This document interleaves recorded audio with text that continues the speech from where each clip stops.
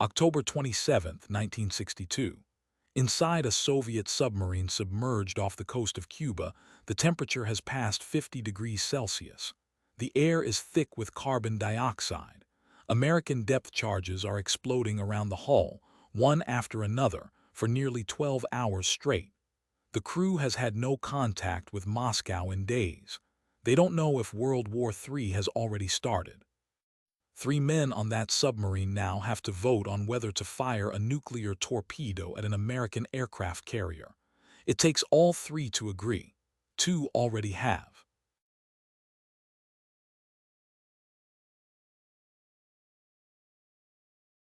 To understand how a submarine crew ended up alone with that decision, rewind 2 weeks. American U-2 spy planes had just photographed Soviet nuclear missile sites under construction in Cuba, 90 miles from Florida. President Kennedy announced a naval blockade. The Soviet Union called it an act of war. For 13 days, the 2 nuclear superpowers stood closer to direct conflict than at any other point in the Cold War.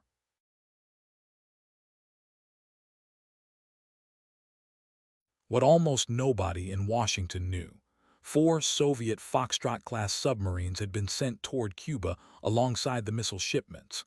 Each one carried a special weapon, a torpedo tipped with a nuclear warhead roughly the size of the bomb dropped on Hiroshima. The submarine captains had authorization to use it without further clearance from Moscow if they believed their vessel was under attack.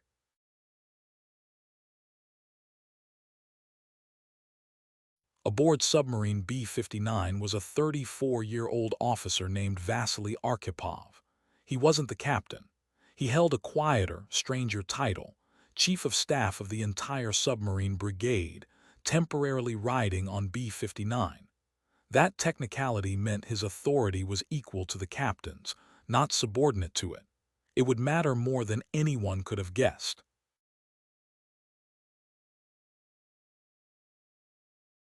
Arkhipov was already, in a sense, a hero nobody had heard of.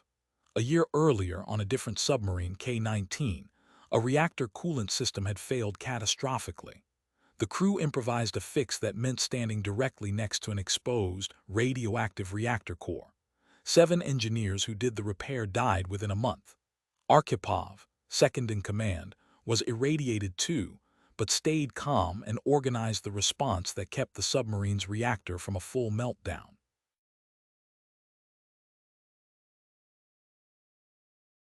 Now, October 27, 1962. B-59 had been running silent near Cuba for days, cut off from Soviet radio communication, when American destroyers found it and began dropping small depth charges, meant only as warning signals to force the submarine to surface for identification.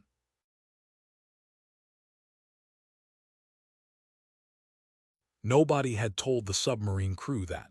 The signal had been passed through diplomatic channels in Washington, but it never reached B-59.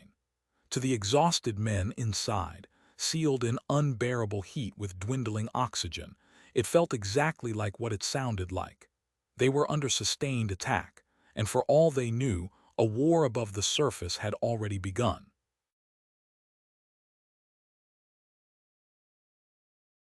Soviet protocol required all 3 senior officers aboard to agree before launching the special weapon: the captain, the political officer, and the brigade's chief of staff. Captain Valentin Savitsky, convinced the ship was about to be destroyed, gave the order to arm the nuclear torpedo. The political officer, Ivan Maslenikov, agreed. 2 votes down, 1 to go. If Arkhipov said yes, the torpedo would launch at the American carrier group above them, quite possibly triggering full nuclear retaliation between the United States and the Soviet Union, with no world leader on either side even aware the decision was happening. Arkhipov said no. He argued the depth charges weren't lethal, that they were detonating off to the side, not against the hull, a deliberate signal rather than an attack. He refused to treat the silence from Moscow as proof of war.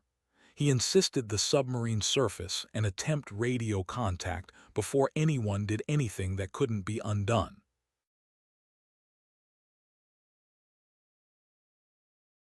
It took real argument, but Savitsky eventually backed down. B-59 surfaced directly in the middle of the American destroyer formation, ran up its flag, and was allowed to withdraw to the northeast under American observation. The nuclear torpedo was never armed. Nobody on either side of the Cold War ever fired a shot.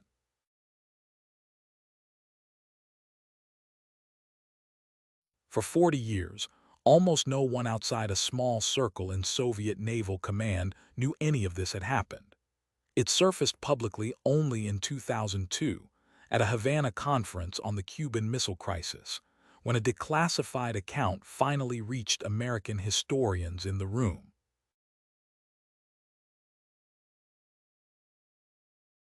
Thomas Blanton, director of the National Security Archive, who was at that conference, put it simply afterward: "A guy called Vasili Arkhipov saved the world."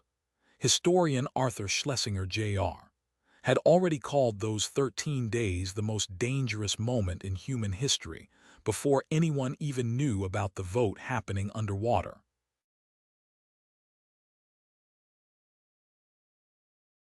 Arkhipov stayed in the Soviet Navy. He was promoted to Rear Admiral in 1975, later commanded the Kirov Naval Academy, and reached the rank of Vice Admiral before retiring in the mid-1980s. He never spoke publicly about what happened aboard B-59. Soviet secrecy simply didn't allow it.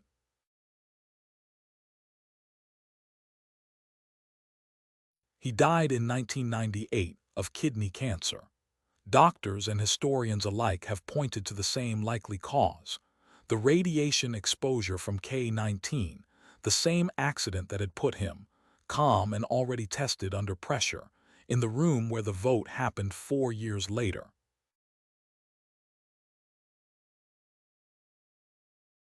There was no ceremony for this. No button, no red phone, no famous speech. Just 3 men in a hot, sealed metal tube arguing in the dark, and one of them refusing to be certain about something no one could actually be certain of. Every person alive today was one vote away from a very different history, decided by a man most of the world wouldn't hear about for 40 years. This is a turning point.